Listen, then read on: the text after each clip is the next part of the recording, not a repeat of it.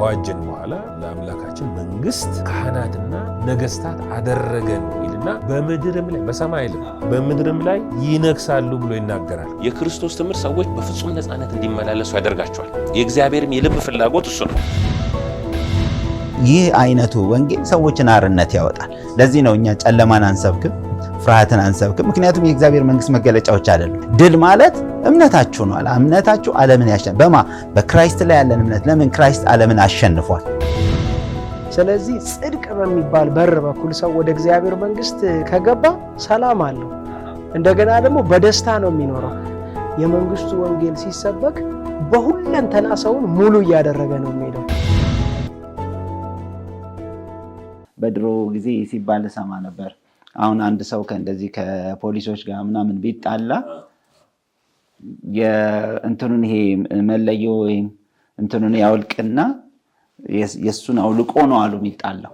ምንድነው የሚለው? ከአውቶሪቲው ጋር ከአንተ ጋር ከግለሰቡ ነው እንጂ ከስልጣኑ ጋር አይደለም ለማለት ያንን ነገር ያስቀምጣሉ ይባላልና ምክንያቱም አንድ ሰው ተናደድኩ ብለህ በሰውየው ላይ ብታረክ ከሰውየው ጋር አይደለም ጠብ ከኋላው ካለው መንግስት ጋር ነውና እንደውም ደቀ መዛሙርቱን ያሳድድ ነበር ጳውሎስ አይደለ? ያሳድዳ። ከዛ ጌታ በደማስቆ መንገድ እኮ ሲገለጥለት ለምንድን ነው የምታሳድዳቸው አይደለም ያለው አይደል?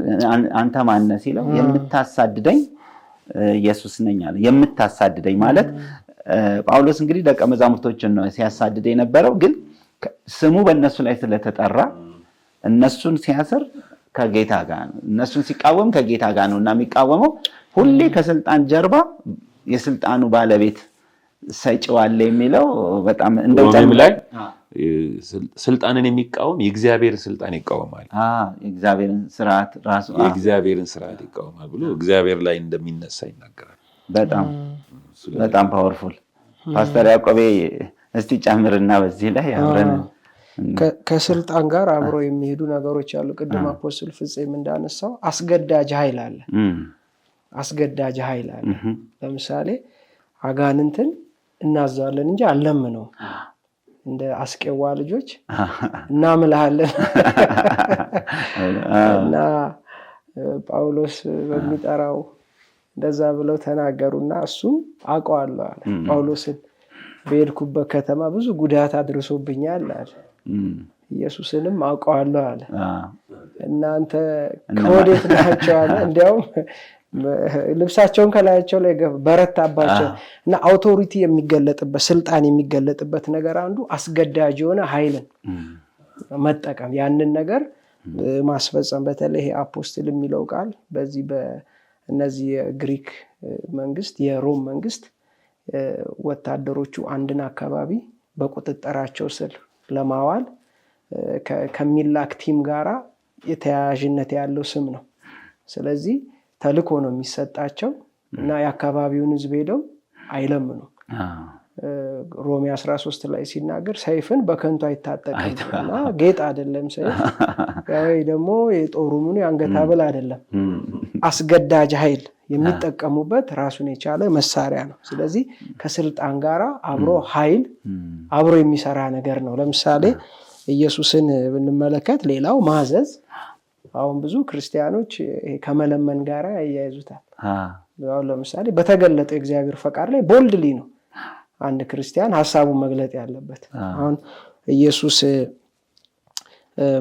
ማቴዎስ 8:27 ላይ ከ26 ጀምሮ ባነበው እርሱም እናንተ እምነት የጎደላችሁ ስለምን ትፈራላችሁ አላቸው። ከዚህ በኋላ ተነስቶ ነፋሱንና ባህሩን ገሰጸው። ገሰጸው ማለት መለመን አይደለም። ገሰጸው ማለት አውቶሪቲን ያሳያል። አውቶሪቲን ያሳያል። ስለዚህ ገሰጸው ይላል። ታላቅ ጸጥታ ሆነ፣ እንዲያውም ዝም በል ጸጥ በል የሚል ይሄ ከአውቶሪቲ ጋር የተያያዘ ነገር ማዘዝ እና ገሰጸው ይላል። ከዛ በኋላ ሰዎቹም ንፋሳትና ባህር እንኳን የሚታዘዙለት ይላል። ይህ እንዴት ያለ ሰው ነው እያሉ ተደነቁ ይላል። ከዛ ጋር አብረው የሚሄዱ ነገሮች አሉ። ሌላው ከስልጣን ጋር አብረው የሚሄዱ ነገሮች ቦልድነስ፣ ድፍረት፣ ራሱ መተማመን። ቅድም አፖስትል ፍፄ እንዳነሳው ማለት ነው።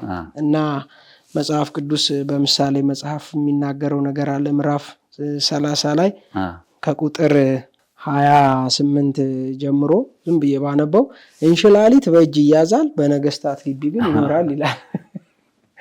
ሲምፕል እና ሁለቱን ከዛ መልካም አረማመድን የሚራመዱ 3 ፍጥረቶች አሉ፣ አራተኛውም መልካም አካሄድን ይሄዳል አለ። ከዛ የአንበሳ ደቦል ይላል። ከእንስሳት ሁሉ ደግሞ የሚበረታ የማይመለስ እንስሳንም የማይፈራ። እንደምናውቀው አንበሳ በቃ ባይ ኔቸር በላዩ ላይ እግዚአብሔር ያስቀመጠው ግሬስ አለ እና ኪንግ ነው የሚባለው የአራዊት ሁሉ እና ያንን ነው የሚያነሳው ስለ ድፍረት ከአንበሳ ጋር። ከዛ 31 ላይ በእንስሳት መካከል በድፍረት የሚራመድ አውራ ዶሮ አለ። ከዛ በቀጥታ በመንጋን የሚመራ አውራ ፍየል አለ። ከዛ ቀጥታ ከምን ጋር ያያይዘዋል? በህዝብ ፊት በግልጥ የሚናገር ንጉስ ይላል። እነዚህን ሁሉ ነገሮች ከኪንግ ጋር እነዚህ በቦልድነስ በድፍረትና በአካሄዳቸው በድፍረታቸው ነው እነዚህን ሁሉ ነገሮች የሚያነሳው። ይሄንን ወስዶ ከምን ጋር ያስቀምጠዋል? በቀጥታ ከኪንግ ጋር ከንጉስ ጋር። ለምሳሌ ከንጉስ አፍ የሚወጣ ስህተት ይላል ቀላል ነገር አይደለም። ምንም ኃላፊነት የሌለበት ሰው ሲሳሳትና ኃላፊነት ያለበት ሰው ሲሳሳት ውጤቱ የተለያየ ነው። ኃላፊነት ያለበት ሰው ሲታገስና ኃላፊነት የሌለበት ሰው ሲታገስ ይለያያል። ኃላፊነት ያለበት ሰው ሲናደድና ኃላፊነት የሌለበት ሰው ሲናደድ ሁለቱ ምንድነው? ዲፍረንት ነው፣ የተለያዩ ነገሮች ናቸው። ስለዚህ ስልጣንን ከኃይል ጋር ቅድም አንስተናል። ሌላው ስልጣንን ደግሞ ከፍቅር ጋር በደንብ አድርጎ መጽሐፍ ማህበራችሁን በኃይል አትግዙ ይላል። በኃይል መግዛት ማለት በኋላ እንመጣበታለን። ሌላው ቅድም ያነሳው ከትህትና ጋር ዓለም በአመራር በመግዛት በማስተዳደር አቅጣጫ የምትጠቀመው ሲስተም አለ እና ለመጨቆን ያ ግን በእናንተ ዘንድ እንዲህ አይደለም ያለው አለ ኢየሱስ። ሌላው ስለራሱ ደግሞ የተነገረ አለ። እንደ ባለስልጣን ያስተምር ነበር፣ እንደ ጻፎች እንደ ፈሪሳውያን እንደነሱ አይደለም እያለ። ልክ ነው። እኔም ላነሳው ነበር ፓስተር ያቀው ይሄ ማቴዎስ ምዕራፍ 20 ከቁጥር 25 ጀምሮ እነዚህ የዘብዴዎስ ልጆች ናቸው፣ አንዱ በቀኝ አንዱ በግራ እንቀመጥ በስልጣን ባሉ ጊዜ ቁጥር 25 ጀምሮ እንደዚህ ይላል። ኢየሱስ ግን ወደ እርሱ ጠርቶ እንዲህ አላቸው፣ የአሕዛብ አለቆች እንዲገዟቸው ታላላቆቹም በላያቸው እንዲሰለጥኑ ታውቃላችኋል።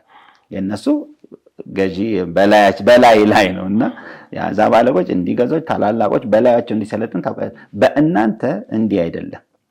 ነገር ግን ማንም ከእናንተ ታላቅ ሊሆን የሚወድ የእናንተ አገልጋይ ይሁን፣ ከእናንተ ማንም ፊተኛ ሊሆን የሚወድ የእናንተ ባሪያውን። እንዲሁም የሰው ልጅ ሊያገለግል ነፍሱንም ለብዙዎች ቤዛ ሊሰጥ እንጂ ሊያገለግሉት አልመጣም ይላል።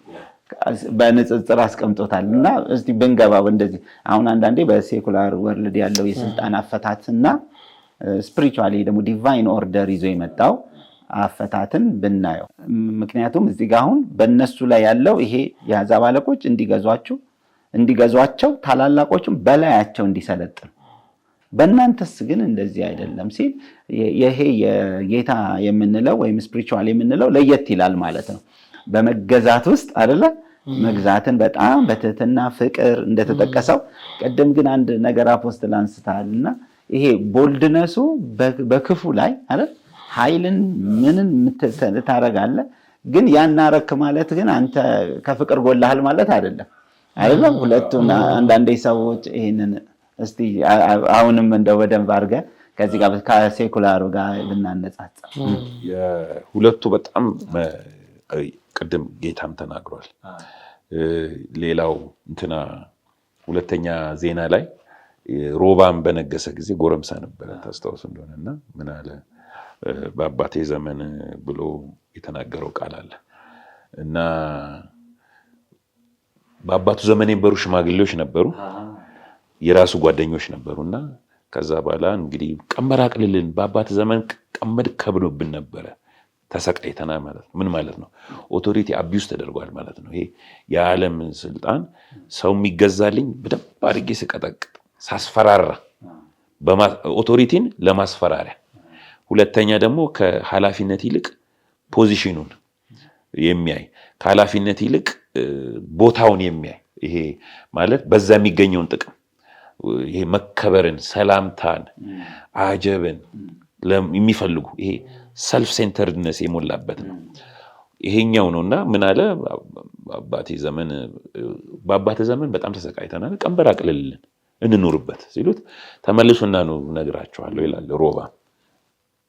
ከዛ ተመለሰው ሲመጡ ጎረምሶቹን ሲያናገር አባቴ በአለንጋ ገርፏችሁ ከሆነ እኔ በግንጥ ገርፋችኋለሁ አለቃችሁም ማለት። ምክንያቱም ማስጠበቅ አለብኝ። ኦቶሪቲ ለማስጠበቅ ነው የሚታገለው በዓለም። ስልጣኑን ለማስጠበቅ ከህዝቡም በጣም ርቆ ነው የሚኖረው። በቼን ኦፍ ኮማንድ የራቀ ነው። የስልጣን ትርጉም በዓለሙ ይሄ ነው እና ስልጣንን የማስጠበቅ የበላይ የመሆን የመከበር ሰዎች ጠና ይስጥልኝ እንዲሉ አጀብ ምናምን ነው። ይሄ ዓለም የሚተረጉበት ስልጣን ነው። አንዳንድ ጊዜ በእግዚአብሔር ቤት ውስጥም ይሄን እንመለከታለን። አጀቡ አንተ ከነሱ መውሰድ፣ ለነሱ ሳይሆን ከነሱ መውሰድ። ኢየሱስ ክርስቶስ ስልጣንን ተቀብቶ በምድር ላይ ሲመጣ ግን ኦቶሪቲ ተቀብሎ ሲመጣ ማገልገል ነበረ። ክፉን ከነሱ ማራቅ እና ማገልገል። ቅድም እንዳልኩት ሰብዲው፣ ከዛ ደግሞ ምንድነው ሰዎችን መንገድ ማሳየት ነው፣ ማገልገል ነው። ቅድም እንደነበርከው መምህርና ጌታ ትሉኛላችሁ፣ እኔ ግን መጥቼ ምን እላችኋለሁ? አገለግላችኋለሁ። ሰርቭ ነው ማረጋቸው። ኦቶሪቲ ኢዝ ፎር ሰርቪስ። በእግዚአብሔር ቤት ውስጥ ሪስፖንሲቢሊቲ ኃላፊነት ነው፣ ለማገልገል ነው፣ ማሳየት ነው። የህዝብ ልብ ያለበት ይሄ ሰርቫንትሁድ ሊደርሺፕ የምንለው አይነት አይደል? የማገልገል እግዚአብሔር ስልጣንን ሲሰጠን ልናገለግል እንጂ ልንገለገል አይደለም። አሁን ስልጣንን ለማቆየት የሚደረጉ ርብርቦች አሉ። ለምሳሌ አንዳንድ ጊዜ ስልጣን በዓለም ያለ ስልጣን ተተኪነት የመተካካት ነገር አለ፣ ተርም አለው፣ ምን አለው፣ ስለሚፈራ ነው። ስለዚህ ለዚህ ነው ሲሾም ሲሻር ይቆጫልና ይሻራል፣ ይሾማል፣ ይተካል ማለት ነው። ስለዚህ ሹም ሽረት የሚባል ነገር አለ። ግን ኦቶሪቲ የተሰጠው ለሰርቪስ ነው፣ ለማገልገል ነው። ከዛ በኋላ ያው የሮባም ታሪክ ታውቁታላችሁ። ጥለውት ሄዱ ነው የሚለው እና ሊገዙለታል። አንዳንድ ጊዜ ሰሚሽን እንጠይቃለን። ሰሚሽን እንዲኖር ግን ኦቶሪቲ ራይትፉል ኦቶሪቲ ሊኖር ያስፈልጋል። ትክክለኛ የኦቶሪቲ ቦታ ላይ ከሆነ ሰው በፈቃዱ ነው የሚገዛው፣ ተገዶ አይደለም። አንዳንዱ ግን አስገድደት እያስፈራራ ማኒፑሌሽን አለ። አንድ የዓለም ኦቶሪቲ ማኒፑሌሽን አለ። አሳይሃለሁ፣ መግለጫ ታወጣለህ፣ ምን ታረጋለህ፣ አስፈራርተህ ትገዛለህ። ሰው ወዶ እንዲገዛልህ አታረግም። ይሄ የዓለሙ ስልጣን ነው። የእግዚአብሔር ቤት ስልጣን ግን ቅድም ያዕቆብም እንዳለው ፍቅር፣ ትህትና፣ ይሄ ለማገልገል አይደለ? ፒፕል ፐርሰን መሆን አለብህ፣ የሰው መሆን አለብህ። ሰው ወዶ ነው የሚገዛል። እና በኋላ መጣበታለሁ። ይሄ መሳፍንት ምዕራፍ 9 ላይ አለቃ ባልነበረበት ጊዜ ዛፎች ተሰበሰቡና ይላል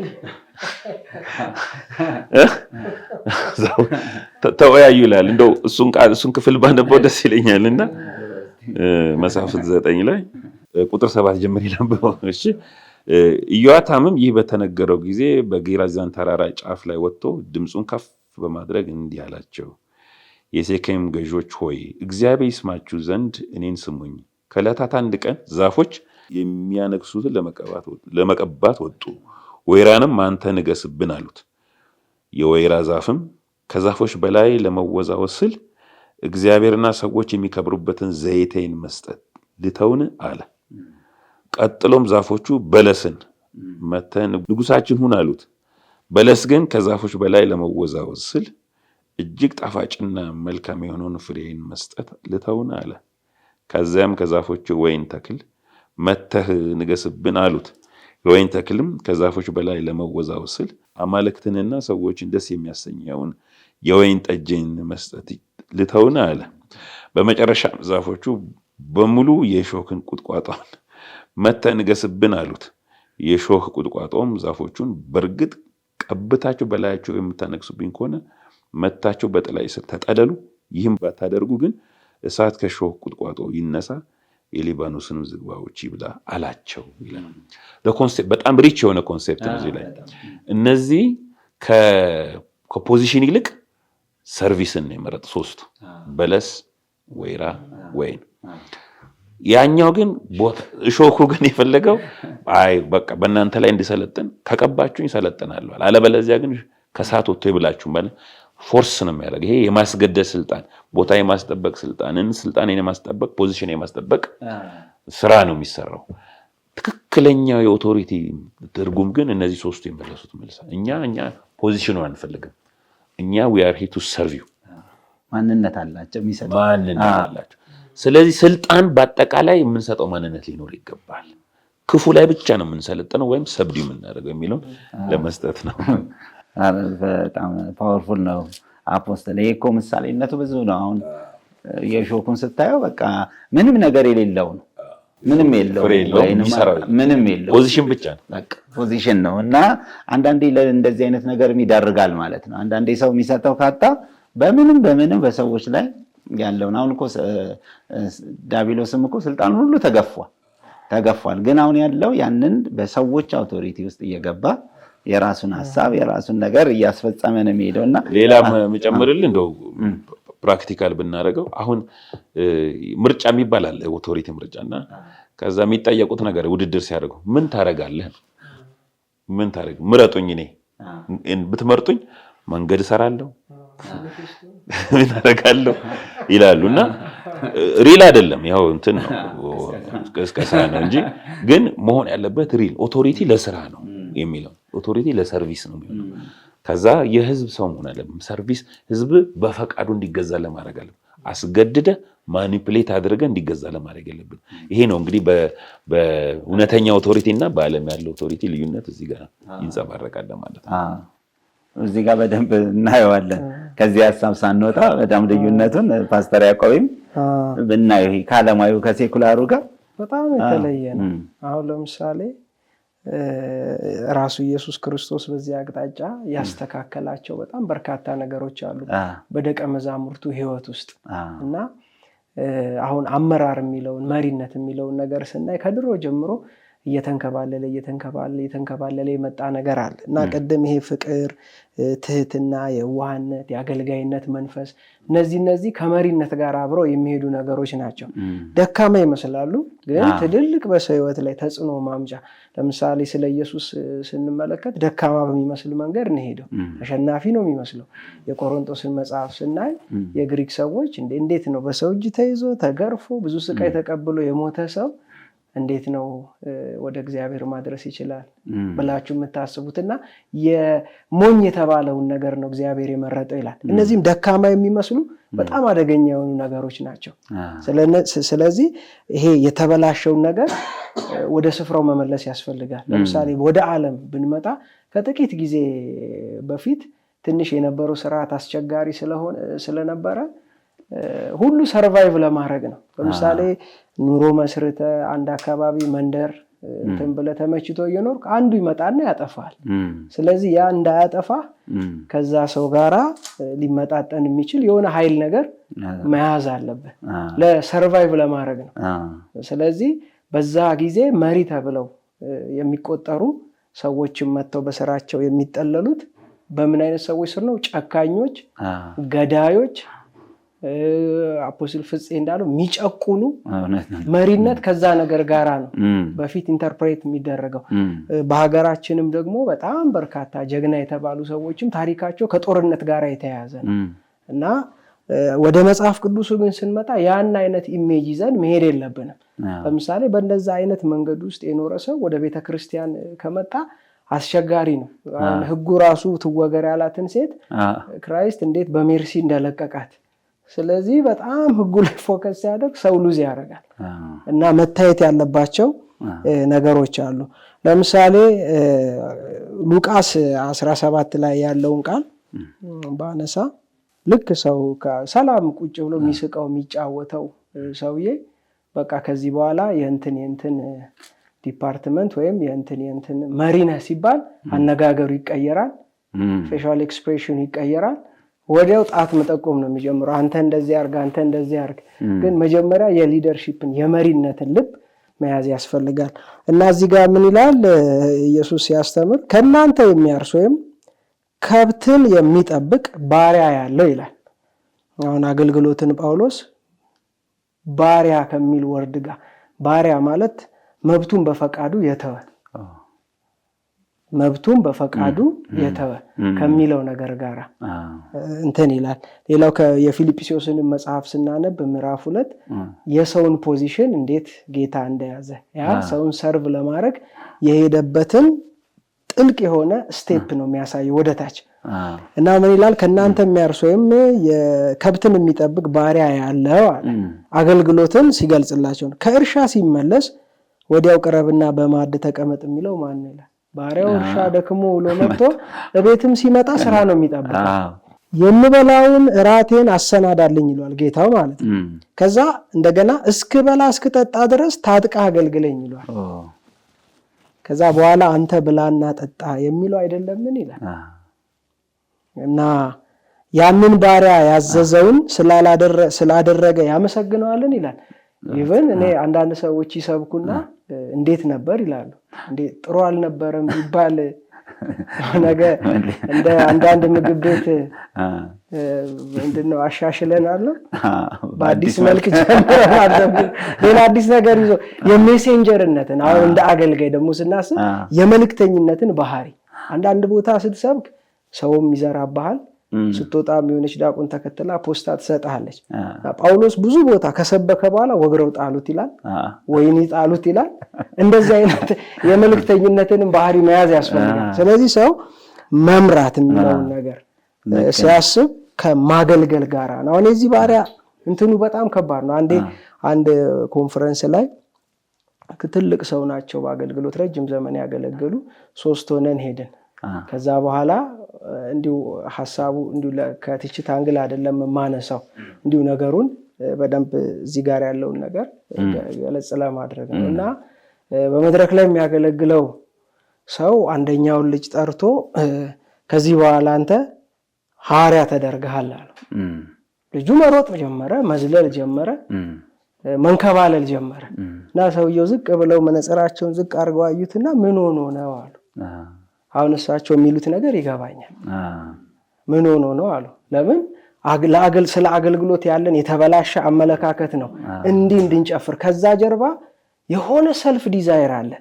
ያቺን ነገር ይሄ የልባቸውን ሐሳብ የልባቸውን ነገር ለማሳካት እቺን ፖዚሽን ይፈልጉታል ሰዎች። ይሄ ስፒሪት ቢገባቸው የአገልጋይነት መንፈስ ምን እንደሆነ ለምን በመጽሐፍ ቅዱስ ታሪክ ውስጥ እኔ ሳነብ እግዚአብሔር ሲጠራቸው እየሸሹ እንደ ሙሴ አይነት ማለት ነው ከዕቃ ውስጥ ሁሉ ወጥቶ ወደ ኃላፊነት የመጣ ሰው አለ። ለምን ኃላፊነት ወይም አገልጋይነት ኃላፊነት እንደሆነ ስለገባቸው ስፍራው ላይ ከተቀመጡ ደግሞ በኋላ እንደ ሕፃን ወይ ሎሊፖፕ ወይ ቸኮሌት ምናምን ሲልሱ እንጂ ሃርድ ወርከር ሲሆኑ ብዙ ጊዜ አይታይም። እና ብዙ ወንበሩን ይፈልጉታል። ነገር ግን ወንበሩ የሚጠይቀው ደግሞ ኳሊቲ አለ፣ ትጋት፣ ትህትና፣ መሰጠት ከሌላው ከሁሉ ዝቅ ብሎ ኢየሱስ በእናንተ መካከል እኔ እንዲህ ነኝ ነው ያለው። ታጥቆ እንደሚያገለግለው የትኛው ይበልጣል ብሏል? ቁጭ ብሎ የሚበላ ወይስ ቆሞ አሸርጦ የሚያገለግል? ስለዚህ አሁን አንድ ቦታ ላይ ብንሄድ ኃላፊነት ያለበት ቦታ ላይ ሰርግ ቤትም ብንሄድ ሁላችን በር ላይ ከገባን በኋላ ለኛ ምቹ የሆነውን ቦታ ነው የምንፈልገው እንጂ ሰዎች ቆመው የሚስተናገዱበትን ቦታ ለራሳችን። ስለዚህ የአገልጋይነትን ልብና መንፈስ መያዝ ያስፈልጋል። አሁን ብዙ በኢትዮጵያ ቤተክርስቲያን ውስጥም ያለው ስቃይ ይሄንን ነገር አለመረዳት ለኃላፊነት። ለምሳሌ ኢየሱስ ሲያስተምር አገልግሎት ይላል የመስዋዕትነት ጥሪ ነው። በምሳሌያዊ አነጋገር ነውና አሳማና ሴት ዶሮ በአንድ ተቋም ያልፋሉና ያ ተቋም ወላጅ አልባ ሕፃናትን ይመግባል፣ ይረዳል፣ ይንከባከባል። ከዛ ዶሮዋ ዞራለችና ምን አለች? አቶ አሳማ አለችው እዚህ ውስጥ ገብተን እናንተ የሆነ ነገር አስተዋጽኦ ማድረግ አለብን፣ እያየን ዝም ብለን አናልፍም ትለዋለች። ከዛ አሳማው ምን አለ? አይ በፍጹም እኔ አልሄድም አለ። አንቺ ከገባሽ እንቁላል ጥለሽ ነው የምትወጪው አለ። እኔ ግን ከገባው ለመታረድ ነው አለ። ራሴን ነው የምሰጠው አለ። ስለዚህ አገልግሎት የሚባል ነገር ስናስብ የአሳማው አይነት መስዋዕትነትን የሚጠይቅ ነገር ነው። ለዚህ ነው ኢየሱስ ሲያስተምር ሙያተኛ አለ መስዋዕትነት በሚጠይቅ ስፍራ ላይ የገዛ ህይወቱን ለማትረፍ ይሸሻል አለ። እውነተኛ እረኛ ግን ነፍሱን ስለ በጎች ያኖራል የሚለው ከሚመጣው ነገር ጋር ራሱን ያጋፍጣል ይላል፣ ልክ እንደ ዳዊት። ስለዚህ በተለይ የኃላፊነቱን ቦታ በደንብ አድርጎ ማየት ያስፈልጋል። አንድ ሰው መሪ ነው ከተባለ በቃ አገልጋይ ነው ማለት ነው። መሪ ነው ከተባለ ከሁሉ ዝቅ ብሎ ያገለግላል የሚለውን እና ሌላውን ከጎኑ ደግሞ ባላንስ የሚጠይቀውን በኋላ ደግሞ እናነሳዋለን። ይሄ በጣም ወሳኝ ነገር ስለሆነ ነው እና ሁለቱን ማነጻጸር በጣም ጥሩ ነው። አሁን የዓለም ኦቶሪቲ በምን ይገኛል? ሰውም ኮንሴፕቱ ያው መጽሐፉ ሁሉ ስልጣን ከእግዚአብሔር ነው ይላል። ግን አንደኛው በጦርነት ነው ስልጣን የሚገኘው። አንዱን አሸንፈ ነው የበላይ ሆነ ነው ጡንቻን አሳይተ ነው ጉልበትን አይሰን ብዙ ጊዜ ተጋርኖ ነው ኦቶሪቲ የሚገኘው። በመንግስትም ደረጃ በምንም ደረጃ ኦቶሪቲ እንዳለ የምታሳየው ታግለህ ነው። በእግዚአብሔር መንግስት ታግለህ አይደለም፣ እግዚአብሔር ነው የሚሰጠው ስልጣን። አንዴ በቃሉ ነው የሚገኘው ስልጣን። ሌላኛው ደግሞ ስንመለከት በሰው ምርጫ ነው። አሁን ሰውን የወከለኝ ትላለህ። I am representing these people ጎሳ ነው ልትወክል ይችላል። ስለዚህ ለጎሳ ታደላለህ። ስልጣን ማለት አብዛኛው ጎሳ ሊሆን ይችላል፣ አብዛኛው ዘር ሊሆን ይችላል፣ የሆነ ክላስ ኦፍ ሶሳይቲ ሊሆን ይችላል። ከዛ አገኘሁት ብለህ ነው የምታስበው ስልጣን ነው። እነሱን ያስደሰት ትኖራለህ፣ እነሱን ቢሉን ትሰማለህ። አሁን የዓለም ኦቶሪቲ እንደዛ ነው። አሁን ፓርቲ ለምሳሌ የእንዲኛው ፓርቲ ይልና አንተ ምንም ኦቶሪቲ ቢኖርህ ፓርቲ ከሚሰጥህ ባውንደሪ አትወጣም፣ ገደብ አትወጣም። ስለዚህ ምንም ባትወደው ግን ለዛ ትገዛለህ። መርጫለሁ ብሎ የስልጣንን ሊገፍ ስለሚችል በጣም ልዩነቱ ይሄ። ግን ሁሉን ነገር የምታደርገው ሰውንም ለማስደሰት አይደለም፣ እግዚአብሔር ለማስደሰት የሾመህን እግዚአብሔርን። ምንም ለሰው ብትኖር ቀደም ብናገለግልም የምናገለግለው ለእግዚአብሔር ብለን። ስለ ኦቶሪቲ እንደውም ሲናገር ቤተሰብ ውስጥ እንኳን ስላለው ኦቶሪቲ ልጆችም ለጌታ ብለው እንዲገዙ፣ ሚስትም ለጌታ ብላ እንድትገዛ፣ ሰራተኞችም ይላል ስልጣን ከእግዚአብሔር ስለሆነ ለጌታ ብላችሁ ተገዙ ነው የሚለው ላለቆቻችሁ። እና ይሄ ሁለቱ በጣም እንትን ነው። ሌላው በአሰራር ደረጃ እንውሰደው ብንል ደግሞ ኦቶሪቲን በዓለም ያለው ኦቶሪቲ በአሰራር ይሄ ዋናው ነገር ኮንትሮል ነው። በቃ ኮማንድና ኮንትሮል ነው፣ ማዘዝ መቆጣጠር ነው። በእግዚአብሔር ቤት ግን ምሳሌነትና አገልግሎት ነው ኦቶሪቲ። ስልጣን to be an example and to serve ቅድም እንዳልከው ነው። ሶስተኛው የዓለም ኦቶሪቲ ራስን ከፍ ከፍ ማድረግ፣ ራስን ለማክበር፣ ስም ላይ ነው መሰራው። ያንተ ስም ላይ ነው መሰራው። በእግዚአብሔር ቤት ግን እግዚአብሔር ለማክበር ነው፣ ለማስተካከል ጀርባ ያለው እግዚአብሔር ለማክበር፣ ሰውንም ደግሞ ለመጥቀም ነው የምትጠቀመው። በመጨረሻ ፋውንዴሽን የዚህ ሁሉ መሰረት የዓለምም ኦቶሪቲ የእግዚአብሔር ኦቶሪቲ ስንመለከት የዓለም ኦቶሪቲ ፓኒሽመንት ህግ ማጥበቅ ነው። የእግዚአብሔር ኦቶሪቲ ግን ቅድም ያዕቆብ እንዳለው ከእግዚአብሔር ጋር ፍቅርንና እውነትን ማስረጽ ነው። ስለዚህ ያኛው ፎልስሊ እየዋሸህም እያታለልክም ትቀጥላለህ። ይኛው ግን ከእውነት ጋር ነው የሚወግነው፣ እውነትንም በፍቅር በመግለጥ ነው።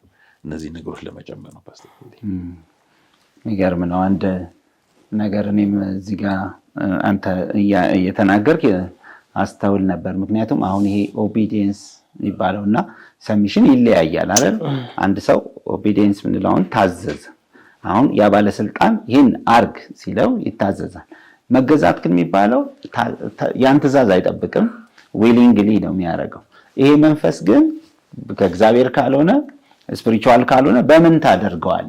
ሰው ሆን ብሎ ለጌታ ብሎ አሁን እንዳልከው ልጆችንም እንኳን ሲናገር ልጆች ለወላጆቻችሁ ታዘዙ አይደለም፣ ልጆች በጌታ ለወላጆቻችሁ ታዘዙ፣ በጌታ ይጨምርበታል።